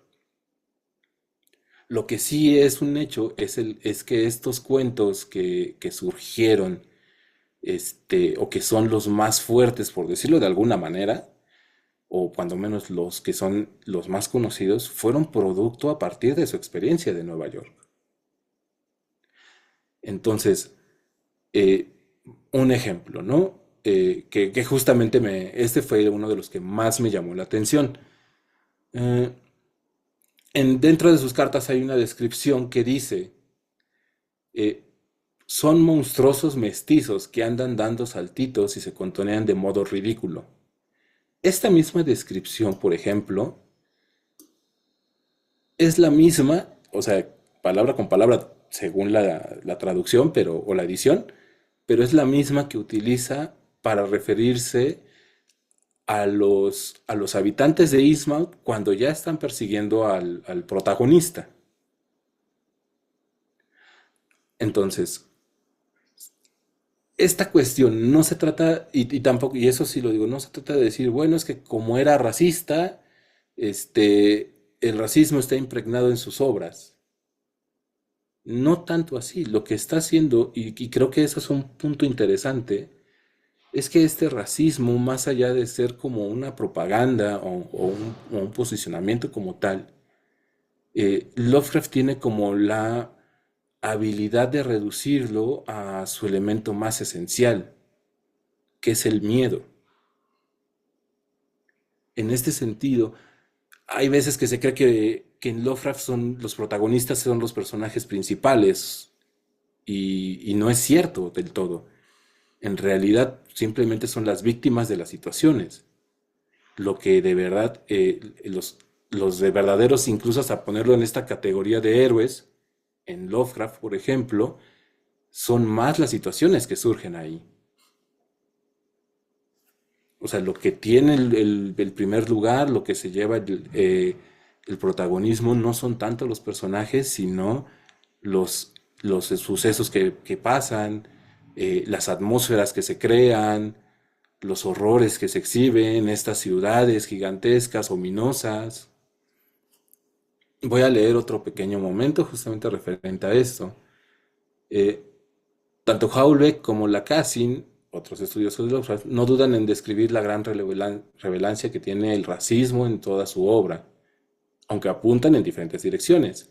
Mientras Lacassin señala que aquellas especies venidas de las estrellas que vienen a destruir a la humanidad tienen relación con esa chusma neoyorquina que lo había humillado, Houellebecq señala que el que funge como verdugo suelen ser aquellos servidores de los cultos, esos mestizos mulatos, hombres de sangre sucia, de la especie más baja, y pone como víctima generalmente a un sujeto educado, a un profesor culto, a un anglosajón bien educado, cualidades que el mismo Lovecraft pues tenía en alta estima. En su obra, Lovecraft crea una raza de seres de origen extraterrestre e incluso de la misma dimensión en la que nos encontramos. Ese elemento del miedo, el elemento del miedo no radica únicamente en el origen externo y desconocido de estos seres como tal, sino en el miedo a lo que le es desconocido a uno. Pues y justamente es ahí una de las frases más famosas que se le conocen y que incluso ya parece hasta cliché de tantas veces que se ha usado cuando se escribe sobre él. Pero no por ello deja de ser un pensamiento bastante interesante. La más antigua y más fuerte de las emociones de la humanidad es el miedo, y el más antiguo y más fuerte tipo de miedo es el miedo a lo desconocido. Ciertamente, hay un antes y un después en Lovecraft a partir de su experiencia en Nueva York. En esa estancia experimentó el odio, el asco y el miedo, de una manera más directa. Incluso es capaz de reducir el racismo a su elemento más esencial, el miedo. El miedo hacia el otro ajeno, desconocido, externo que, por el mero desconocimiento, por no ser familiar, pero sí muy próximo a él en su caso, lo siente como una amenaza en un mundo que, como él mismo comunica, no le ha agradado. Entonces, una de las preguntas que yo me llegué a hacer en esto ¿es posible decir que esta escritura le permitió a Lovecraft canalizar su pesimismo y su aborrecimiento por la vida, así como este racismo, sus pasiones intelectuales para sublimarlas y poder seguir con vida e ignorar, por ejemplo, esa pequeña botella de cianuro que siempre estuvo en su escritorio? Tal vez personalmente me inclino a pensar eso. Por otro lado, y justamente, sí, rapidito, y justamente otro tema que a mí me llama mucho la atención de esto, y aquí es como, acepto que no supe aterrizarlo del todo, pero justamente no quería dejar de pasar la oportunidad de comentarlo, es que otro de los temas de gran importancia para Lovecraft pues justamente han sido los sueños, ¿no? Y en este sentido, los sueños le permitieron a Lovecraft tanto producir su obra como justamente también utilizarlos para crear todo un universo. No solamente a nivel, por ejemplo, a lo mejor quienes lo han leído ubicarán la figura de Nyarlathotep, o como se diga, que justamente es una criatura, que, eso es lo chistoso, que Lovecraft soñó y la escribió, pero la escribió en su propio sueño. O sea, soñó con Nyarlathotep y mientras soñaba con él, lo estaba escribiendo. Entonces, el sueño incluso para Lovecraft es más allá de justamente una cuestión fisiológica, o sea, muy parecido a Freud, que ahí hay un punto bastante interesante. La opinión que que Lovecraft tenía de Freud, pues la verdad sí era muy, pues muy baja, ¿no? Al punto de que dice de que Freud lo único que produjo fue un simbolismo pueril. Habría que ver qué fue lo que leyó. Desafortunadamente, cuando Derlet hace ¿cómo se llama? Se me fue la palabra. Bueno, esa lista de las posesiones de Lovecraft no aparece ningún escrito sobre Freud, pero esa es la opinión que él tenía. Sin embargo, para los dos, tanto para Freud como para Lovecraft, en sus respectivas áreas, los sueños fueron algo más allá de un proceso orgánico. Este elemento, justamente en el caso de Lovecraft, le permitió crear no solamente un mundo y decir que los sueños, pues no era nada más una producción, sino que era un mundo aparte, era un mundo que estaba conectado. Y entonces, cómo todas estas ideas, cómo todas estas cuestiones pudieron ser material para la obra, para crear todo un universo que incluso pues a la fecha sigue siendo inspiración, tema de estudio. Hay autores nuevos que incluso retoman el mismo universo de Lovecraft para esto. Y eso me llevó a una conclusión, a una reflexión final más bien, ¿no? En este sentido. Eh, Antes de llegar a eso, también me gustaría como, justamente haciendo referencia nuevamente a esta parte del autor como ese intermediario entre la vida personal de un sujeto y la obra que se produce, este otro pequeño dato. Eh, Quienes lo han leído seguramente ubicarán al personaje de Abdul al-Raed, que es el árabe loco que escribió el Necronomicon. Eh, el origen de este personaje, curiosamente, es la infancia del mismo Lovecraft. Cuando Lovecraft era niño, desafortunadamente tenía eh, una salud muy, muy frágil. Y entonces, pues a partir de ello, bueno, pues entonces el recurso que él tenía estando en casa era la lectura de cuentos. Uno de los cuentos que más le marcó fueron Las Mil y Una Noches. Y entonces él se inventó un juego que eran los árabes, y su alter ego o el personaje que él usaba cuando jugaba era Abdul al-Raed. Este personaje, que bueno, él se inventó cuando era niño, fue retomado y le dio una posición bastante, bastante importante en su obra después, siendo él mismo el que dice, bueno, este es el que crea el Necronomicon, que es un libro mítico en su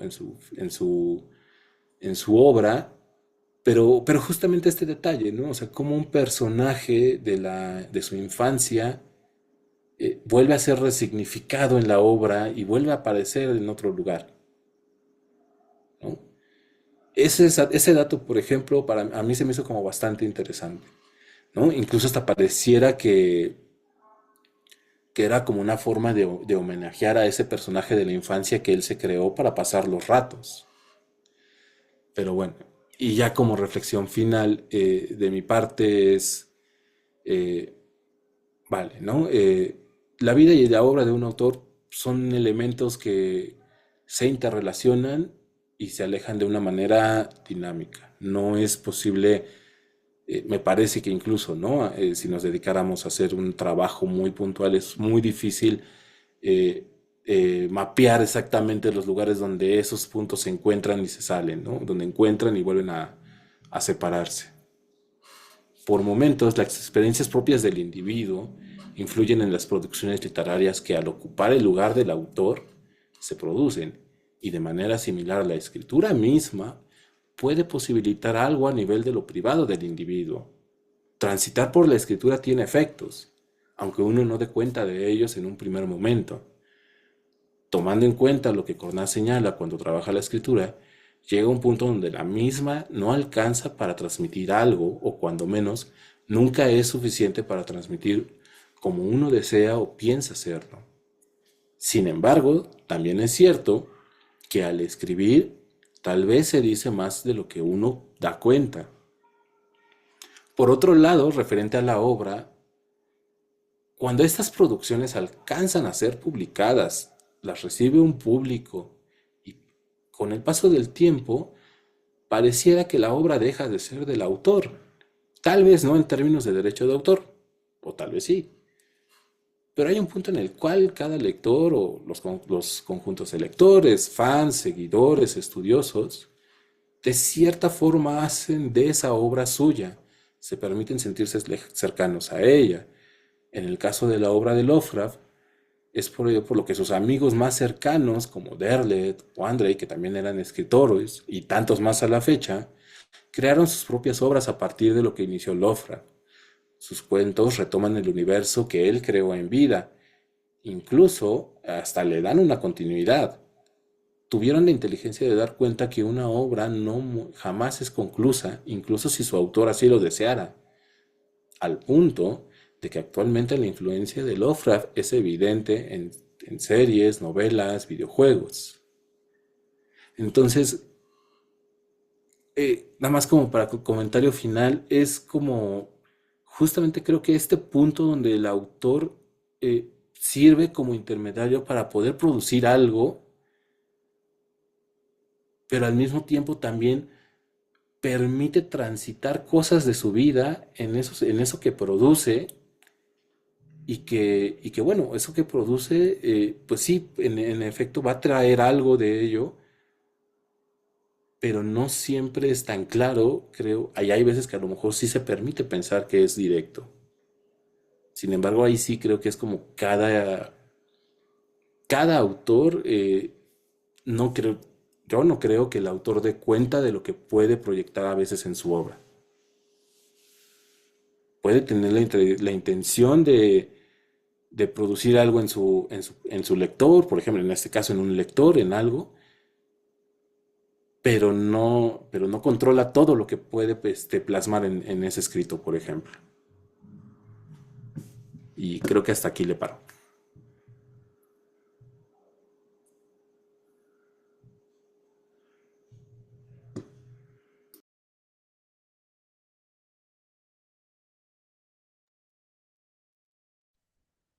Yo, o sea, retomando un poco eh, el planteamiento de obra y vida como cosas separadas, no sé qué tan afortunada sea, ¿no? Ajá. O sea, la obra es vida, es, es, es, es- no sé cómo decirlo, o sea, eh, hay una experiencia de esa naturaleza que a veces en el intento de la revisión a la vida y como de dar cuenta de la obra por la vida, como que pusiera las cosas en planos diferentes, ¿no? Es que yo voy de acuerdo contigo, pero ¿sabes cuál es el problema? Bueno, o sea, ¿cuál es el conflicto que le veo a veces ahí? Que, que es muy fácil caer en esta como correlación, ¿no? O sea, yo sí creo que hay como una separación hasta cierto punto. eh, a ver si yo lo escribí de esta manera, ¿no? Hay una división entre el individuo como tal y la función y el lugar que ocupa cuando hace su obra, ¿no? O sea, y justamente es como, en ese sentido es un lugar que ocupa en algún momento. El problema que yo le veo, porque también eso es cierto, o sea, no es viable de pensar que una obra, pues no tiene nada que ver con el güey que la hizo, ¿no? O sea, es como inviable pensar eso. Pero yo creo que sí se puede caer muchas veces en este riesgo de, un ejemplo, ¿no? Bueno, es que es como este autor escribió el homicidio de una pareja homosexual, entonces es homofóbico, ¿no? Cuando no va por ahí, ¿no? O sea, y justamente este ejemplo lo dije ay, me choca mi mouse. Eh, con Stephen King, por ejemplo, ¿no? En la novela de eso, hay una escena, bueno, si vieron la película reciente, también está ahí, donde mata a la pareja homosexual. Pero, y justamente si se pensara en ese sentido de no separarlo, hay veces que se caen en ese tipo de interpretaciones, ¿no? Es que como mató a una pareja homosexual, es homofobia o promueve el odio a lo LGBT. Y no o sea, y en el caso de esa escena en particular, lo que trata de hacer King no es pues nada más ponerte ahí algo del crimen, ¿no? Sino generar algo con la escena, con esa atmósfera de indiferencia del resto de los testigos que están ahí. Entonces, o hacer estas otras cosas, ¿no? Donde parece que es como, bueno, pero es que como es de tal inclinación, entonces por eso escribe esto. Y es como muy delicado ese punto, ¿no? Entonces, yo lo pensaba como, o sea, por ejemplo, en este caso de Lovecraft, ¿no? A lo mejor sí es muy fácil decir, bueno, es que era racista y por eso, este, todos sus monstruos son horribles y desagradables. Algo tal vez haya de esos. Y hay cosas y hay momentos en los cuales él también lo permite pensar o lo dice. Pero justamente también es como este elemento de, bueno, tal vez ese elemento, por ejemplo, no se jugó directamente ahí.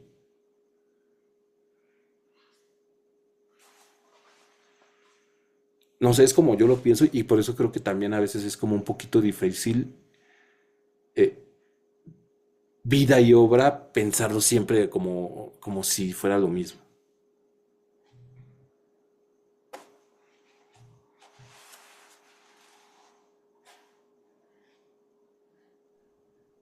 Sí, es muy interesante cómo lo están planteando y yo me preguntaría justamente eso también, vida de quién y obra de quién. Que si nos remitimos, por ejemplo, al análisis de qué es un autor, Foucault ahí ve las condiciones que tienen que darse, que harían posible que algunos individuos puedan cumplir esa función de autor, ¿no? Entonces no es como que la vida del autor. Podemos Ajá. pensar la vida del individuo, que de alguna manera creemos que fueron condiciones que posibilitaron que llegara a ocupar esa función también en determinado momento junto con otras variables. Pero definitivamente la vida del individuo, pues tuvo una función, digamos así. Yo creo que Aldo lo dijo de forma muy bella, esta cuestión del dinamismo que existiría en en ese acercamiento y alejamiento. O sea, porque sí hay relación, pero no es tan fácil ver cómo estás entramado, me parece. Porque hay una relación y no relación, pero sí es como un análisis ya y ahí sí es caer en las definiciones y Y racionalidades en y las cuando uno quiere caer interpretaciones y... al orden de algo algo de la experiencia, algo que consideramos que es sublime esta cuestión del arte. eh, Difícilmente vamos a poderlo discutir sin llegar a también negociar o alinearnos con ciertas concepciones, con ciertas racionalidades. Es parte del trabajo que se va a tener que hacer, pero me parece que eso es al menos algo que sí podemos como vislumbrar ahorita con todo lo que han presentado, que es una relación, es un entramado complejo, como bien lo decía Aldo, y justo esto, pensando estamos hablando de la vida de quién y de la obra de quién, por ahí creo que empieza la problemática. Yo creo que ahorita con lo que Jorge nos va a presentar, que tenemos una idea de por dónde va a ir, creo que va a aportar bastante a esto. Y yo les propongo también que por el tiempo le demos la palabra a Jorge.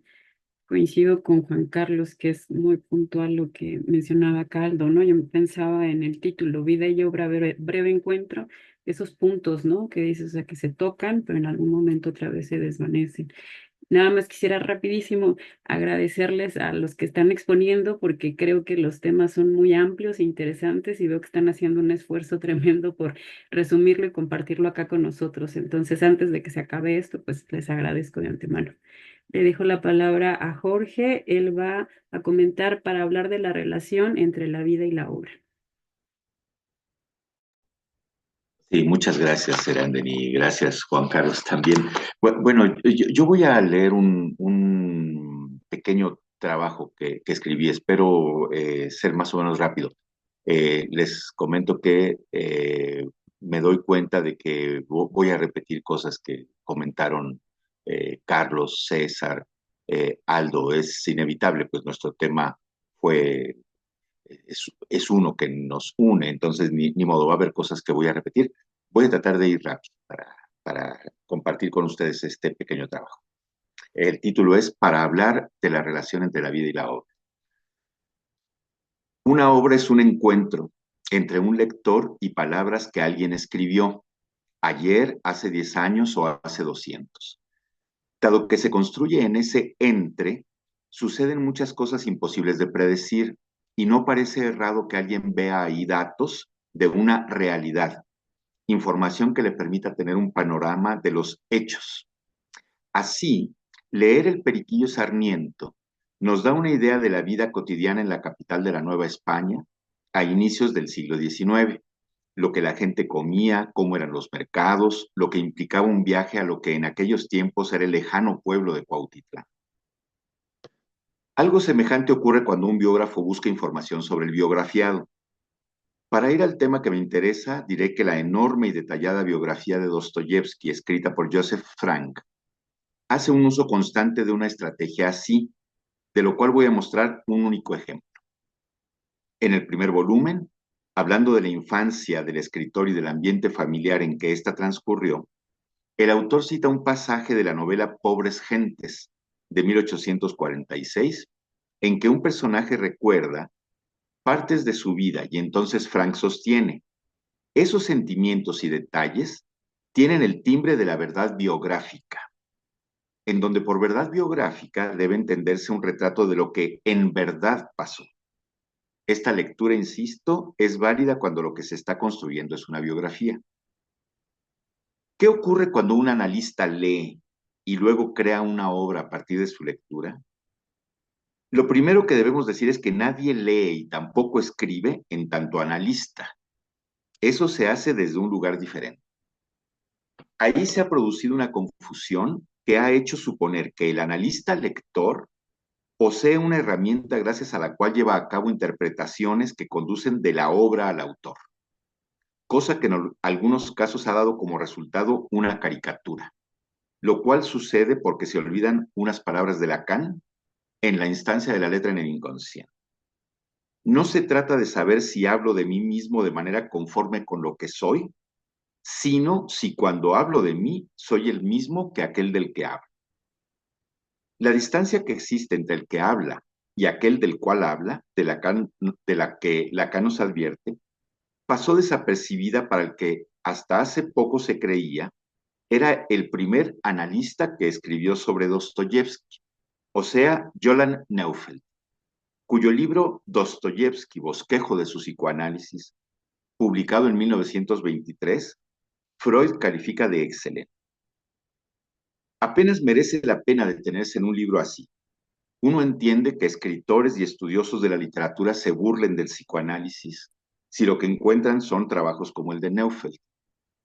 Aquí va a servirnos solo para ver lo siguiente. El analista que lee salva la distancia que Lacan nos mencionó, apelando al concepto de proyección. Lo que la obra muestra, por ejemplo, en sus personajes, es una proyección de cosas que existen en el escritor, de algunas de las cuales éste ni siquiera es consciente. Así, leemos en el libro de Neufeld a propósito de Dostoyevsky. Fíjense lo que dice Neufeld.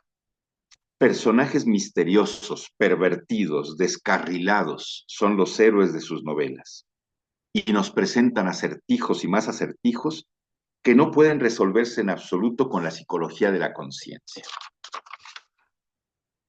La llave mágica del psicoanálisis, sin embargo, hace saltar por los aires las cerraduras que guardan estos enigmas y nos da una idea del carácter y de la poesía de Dostoyevsky. Esa llave mágica del psicoanálisis, que es la proyección, nos permite ir, esto ya, hasta ahí terminó la cita de Neufeld, esto lo digo yo. Esa llave mágica del psicoanálisis, que es la proyección, nos permite ir de héroes misteriosos, pervertidos y descarrilados a su creador, en quien seguramente habrá las mismas características. El artículo de Freud que lleva por título Dostoyevsky y el parricidio, publicado en 1928, se cierra con una nota a pie de página que dice lo siguiente. La mayoría de las opiniones aquí expuestas están contenidas también en un excelente libro de Johann Neufeld. Pero a este escrito freudiano quiero ir únicamente para ver que su autor también hace uso de la idea de proyección. Como ustedes saben, el breve escrito de Dostoyevsky, que se llama Dostoyevsky y el parricidio, empieza del modo siguiente. Dice Freud, uno no puede menos que preguntarse de dónde viene la tentación de incluir a Dostoyevsky entre los criminales. Respuesta, es la elección temática del creador literario, los caracteres que descuellan por sus rasgos violentos, asesinos, egoístas, lo que indica la existencia de tales inclinaciones en su interior. Hasta ahí Freud. Aquí tenemos planteada la idea de la proyección, pero notemos el modo interesante en que aparece. No es que sepamos de cierto rasgo de alguien y luego lo veamos proyectado, sino que vemos lo creado con tal característica y deducimos luego su existencia en el creador. Lo exterior nos da a conocer lo interior.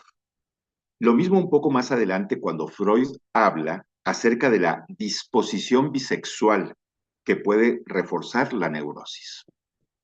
Dice Freud, puede suponérsela con certeza en Dostoyevsky y una de sus formas posibles de existencia, homosexualidad latente, se muestra en el valor que tuvieron para su vida, sus amistades.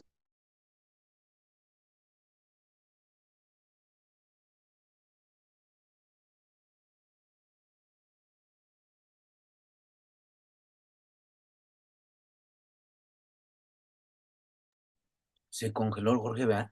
Sí, pues, vamos a esperar un momentito. Ejemplos de qué novelas se basa para su afirmación. Perdón, se cortó por un breve lapso de tiempo. Ay, ¿me escuchan? Ahí ya escuchamos Sí. bien. Ujú. Ok. Desde sus amistades. Sí, ya. Bueno, lo que Freud plantea en la cita que les leí ahorita, repito tantito, es que la homosexualidad latente de Dostoyevsky, lo que él llama la homosexualidad latente de Dostoyevsky, se ve en el valor que tuvieron para su vida sus amistades con hombres, su conducta raramente tierna hacia sus rivales en el amor y en su notable comprensión para situaciones solo explicables por una homosexualidad reprimida, como lo atestiguan muchos ejemplos de sus novelas. Pero Freud no dice qué ejemplos de qué novelas, ¿no? Por desgracia no especifica en qué se está basando, pero vemos cómo funciona la cosa, ¿verdad?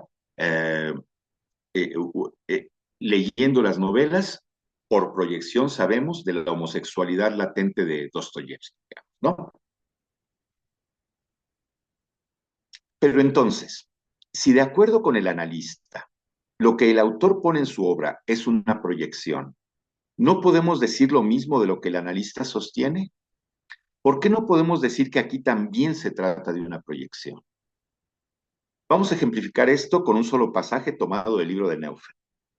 El autor se refiere a un momento de su vida en que Dostoyevsky, encontrándose enferma su primera hija, dice en una carta, al hablar del sufrimiento que aquello le ocasiona, que eso es su cruz, lo que Neufeld interpreta como una identificación con Cristo. La tenacidad del mito cristiano fue, como para tantos otros neuróticos, también una ocasión para esta identificación de su alma, que oscila eternamente entre emociones ambivalentes. Dios Padre, que deja morir inocentemente a su Hijo de la muerte más agonizante en la cruz, que con oídos sordos no quiere escuchar la súplica implorante de que pase de largo el cáliz amargo, es como el padre duro e injusto de Dostoyevsky, que le dejó morir, que le dejó sufrir y lo privó de tantas cosas inmerecidamente. Hasta ahí, Neufeld. Es claro que la identificación del padre de Dostoyevsky con Dios no es debida al propio Dostoyevsky, sino a Neufeld. Es Neufeld el que proyecta.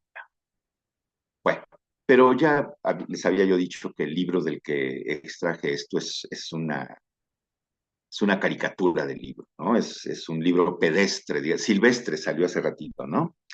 Pero Freud hace algo parecido, por desgracia. Quizá ustedes recuerden que el escrito Dostoyevsky y el parricidio termina con un comentario sobre la breve novela de Stefan Zweig que se llama 24 horas en la vida de una mujer. Ahí dice Freud lo siguiente. Que también es una proyección de Freud, a mi modo de ver. A ver si están de acuerdo. El análisis enseña que su invención, o sea, de la pequeña novela, reposa en la base primordial de una fantasía de deseo de la pubertad, que muchas personas incluso recuerdan conscientemente. La fantasía reza que ojalá la propia madre introdujera al jovencito en la vida sexual para salvarlo de los temidos perjuicios del onanismo. Estas son unas palabras que Freud se supone atribuye al jovencito, digamos. Si la madre supiera los peligros en que me pone el onanismo, me salvaría de él consintiendo todas las ternuras en su propio cuerpo. Bueno, a diferencia de lo que pasa con Dostoyevsky, a Zweig, Freud puede comunicarle, puede hacerle saber su interpretación del libro. Y dice Freud, es característico de la naturaleza de la creación artística que el autor, que es amigo mío, asegurara ante mis preguntas que la interpretación que yo le comunicaba había sido por completo ajena a su saber y a su propósito, aunque en el relato había entretejidos muchos detalles que parecían calculados para indicar esa pista secreta. Bien, esto nos lleva a una pregunta. ¿Es característico de la creación que el escritor u otro creador artístico no sepa lo que hace? Desde un punto de vista literario, creo que esto no puede sostenerse, pues deja al escritor como una suerte de máquina. Pero antes de que juzguemos a Freud, tengamos en cuenta lo siguiente.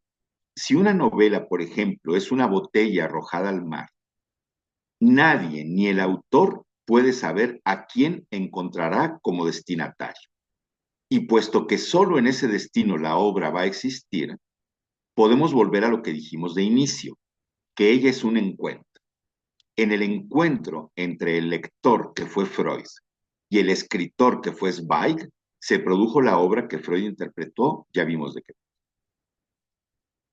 Ahora bien, claramente aquí apunta un riesgo, el de suponer que cualquier interpretación es válida. Si la obra es un encuentro, entonces, ¿qué? ¿Cualquier interpretación es válida? ¿Puede decirse cualquier cosa de una obra y todo va a ser válido? De ningún modo puede esto admitirse, como ya unas pocas interpretaciones de Neufeld nos dejaron ver al mostrarse totalmente descaminadas. Voy a concluir brevemente porque se está haciendo tarde. Hasta hace poco se suponía que Neufeld era el primer psicoanalista, si es que se puede hablar de un lector psicoanalista o de un escritor psicoanalista interesado en Dostoyevsky. Hoy se sabe que antes hubo una psicoanalista rusa y mujer, Tatiana Rosenthal, que escribió en 1919, es decir, antes que Neufeld y antes que Freud, un breve artículo que se llama Sufrimiento y creatividad en Dostoyevsky, un estudio psicogenético. Lo único que quiero decir sobre ese escrito es lo siguiente. Si bien hay partes en las cuales Rosenthal habla de proyección, de psicopatología, lo hace de una manera muy distinta a los dos psicoanalistas que conocemos, Neufeld y Freud. Por ejemplo, ella dice, estamos lejos de creer que el complejo de Edipo fuera decisivo en la obra de Dostoyevsky.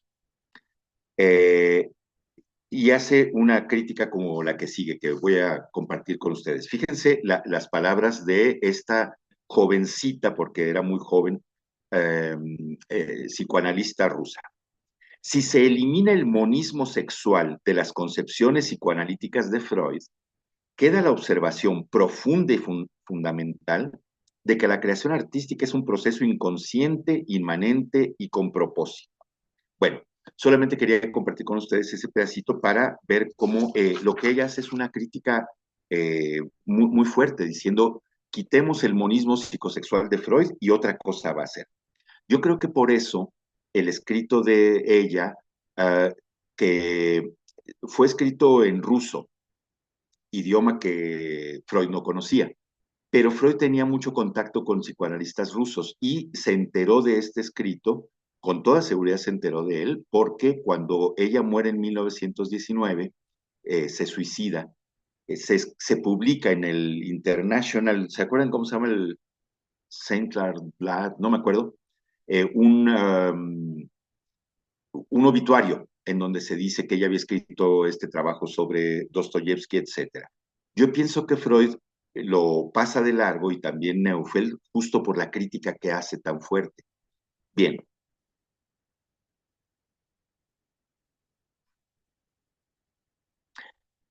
Eh, Creo que unas palabras como esas de Rosenthal, que ahorita solamente pude compartir muy poquito, es un trabajo muy interesante porque tiene un tono distinto de hablar de Freud. Yo creo que eso se debe a, por un lado, que a diferencia de Freud, ella conocía muy bien a Dostoyevsky, conocía su obra de un modo que Freud no, ni tampoco Neufeld. Pero además ella era una rusa, entonces era una mujer y era rusa. Ambos condiciones que la hacían marginada respecto de la corriente central, de lo que hasta hace poco, ¿se acuerdan? Se llamaba literatura universal, que era la europea. Entonces, al venir de la periferia, yo creo que ella podía tener una visión distinta, ¿eh? Concedamos entonces que el escritor pone en la obra cosas de su vida. Me salté unos pedacitos, la conclusión va a estar un poco precipitada, pero no es nada que no hayan dicho ya antes Aldo, Carlos, César. Concedamos entonces que el escritor pone en la obra cosas de su vida, vivencias, recuerdos, lo que sea, pero todo ello se vuelve ajeno en esa zona nueva que depende de un encuentro con el lector. Por su parte, el lector, sin lo leído, en tanto que lector, es nada. Esto no es algo nuevo. Lacan lo dice de modo muy sucinto el 20 de abril de 1966. El mensaje no es emitido, sino a nivel de aquel que lo recibe. Para cerrar, quisiera volver al escrito de Freud acerca de Dostoyevsky para que retomemos dos asuntos. La primera cita de ese trabajo que hicimos fue aquella en la que el autor se preguntaba ¿de dónde viene la tentación de incluir a Dostoyevsky entre los criminales? Ahora podemos decir que es una tentación de Freud, surgida, me parece, justamente de una zona creada por su lectura del novelista ruso, lectura que no pudo no estar construida con elementos como la teoría de la proyección, la idea del parricidio, más lo que la cultura occidental había edificado sobre Dostoyevsky. De ese encuentro surge entonces una zona en la que nosotros también nos encontramos. Por otro lado, Freud nos había llevado a la idea de que el escritor no sabe lo que dice. Y tiene razón, porque al escribir no sabe en el encuentro de qué lector va a construirse una zona nueva, que es en realidad la obra. Bueno, es lo que yo quiero. Muy brevemente con ustedes. Muchas gracias.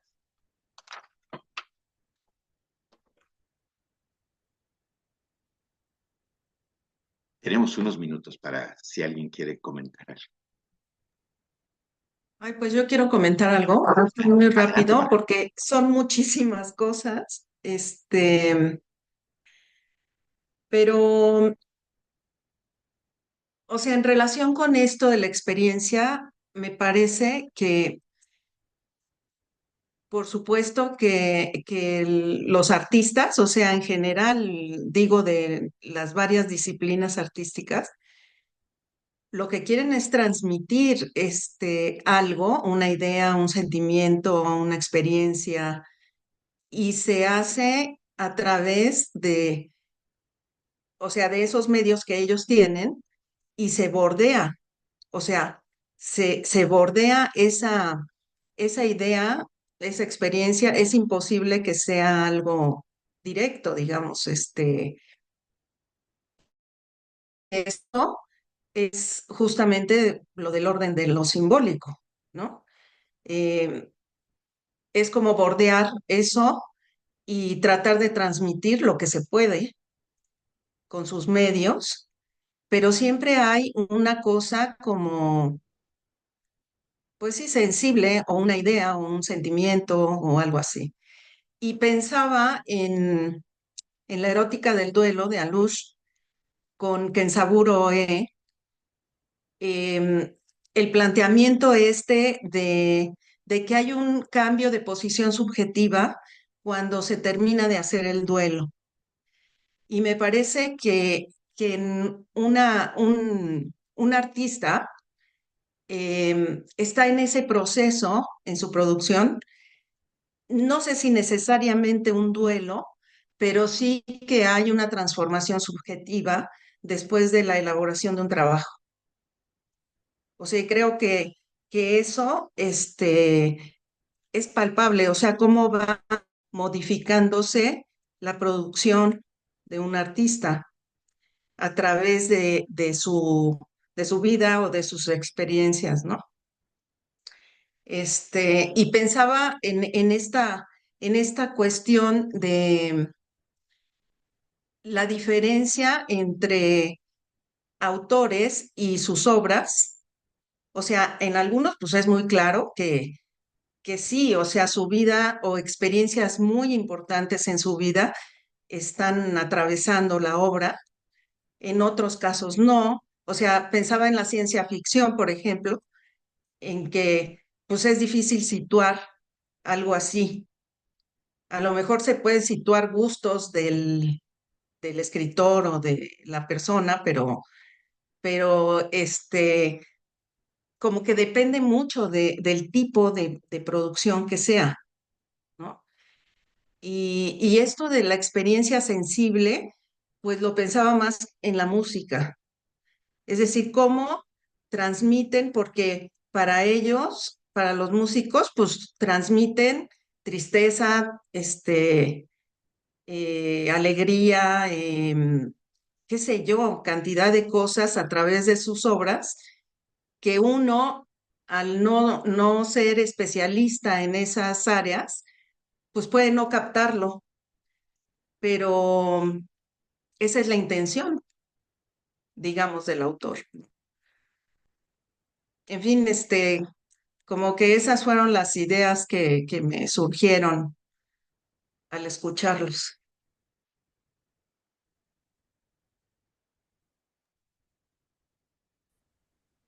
Creo que yo le plantearía aquí una pregunta a Jorge por algo de lo que decías al final, de qué piensas entonces de este como desplazamiento que hace, creo que es Bart, de la función de autor a la función de lector como elemento clave en la interpretación de una obra. ¿Qué opinas de ese desplazamiento? Ay, no sé qué decirte, Carlos. Este, no sé qué decirte. Tendría que darle como una pensada, más detenido. No sé. ¿Tú nos puedes decir algo, Carlos?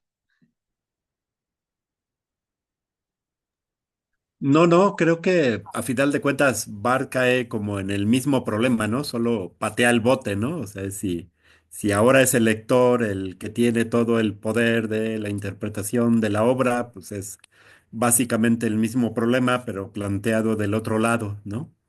Entonces creo que es como hasta una especie de falso dilema. No me acuerdo si es Foucault el que plantea esta trilogía entre héroe, autor y lector, algo así. Este, que en todo caso creo que más bien estaríamos hablando de una especie de complicidad, ¿no? Entre estos tres elementos de una obra, pero igual, no, también no tengo muchas, algo muy pensado al respecto. Yo quisiera decir algo al respecto a esto que dice Carlos. Yo no creo que sea un falso dilema. O sea, a mí me parece que el pensamiento de lo neutro justamente surge de esa posición. O sea, siguiendo a Blanchot y luego la perspectiva de que la literatura o sea, la crítica literaria se convierte en literatura, en la que ya no queda claro quién es autor, quién es lector, no sabes quién habla. Solamente quería, ¿cómo decirlo? Precisamente hay un movimiento subjetivo o sea, que esta cosa de lo neutro y la crítica literaria pone en juego. Bueno, solamente quería señalarlo. Gracias.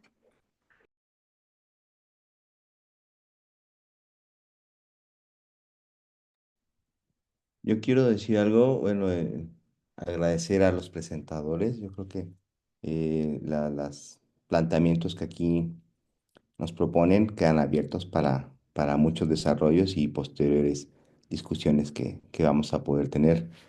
Eh, Hice brevemente así como algunas notas puntuales de lo que me pareció muy importante para tratar de enlazar estos discursos.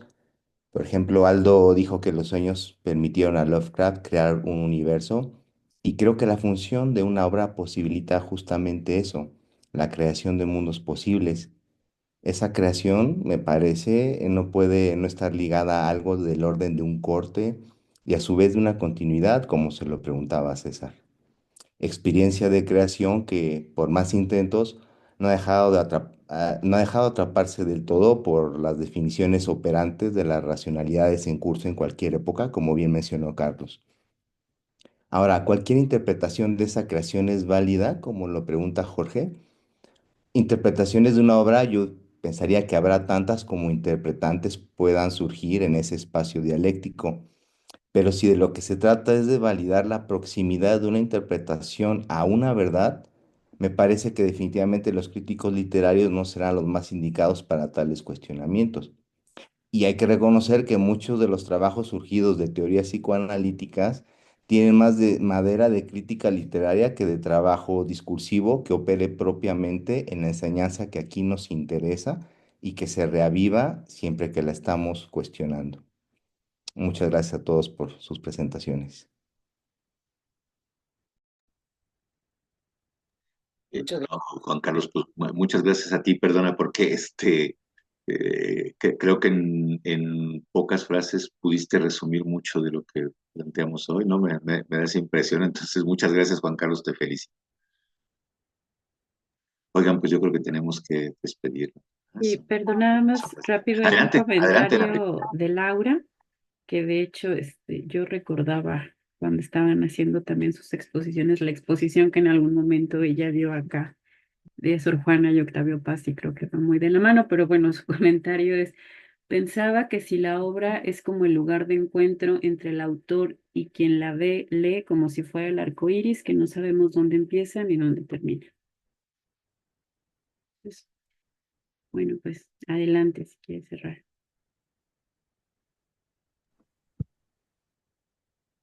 Bueno, pues muchas gracias. Gracias a todos. La verdad es que siempre nos pasa, se nos quedan muchas cosas, ¿no? Pero, lo dijo Margarita, pero eso no es malo. Por el contrario, puede ser un modo de abrir puertas, ¿no? Para que nos sigamos encontrando, trabajando, compartiendo. Además, yo creo que el tema da para mucho porque cada uno tenemos nuestros autores favoritos, ¿no? Nuestros escritores que nos tocan y todo. Eso, a mi modo de ver, es de una riqueza tal que podríamos organizar otra actividad obviamente, con otras personas, con otros ponentes, digamos, que nos traerían a, a- a- a discutir sobre otros autores y otros enfoques, digamos, ¿no? Eh, me parece que sin planearlo, la actividad quedó un poquito dividida entre, digamos, las dos primeras exposiciones que nos hablaron de modos de entender, creo, y las dos últimas que nos hablaron de autores a quienes echarles un vistazo, digamos, ¿no? Lovecraft con Aldous Dostoyevsky.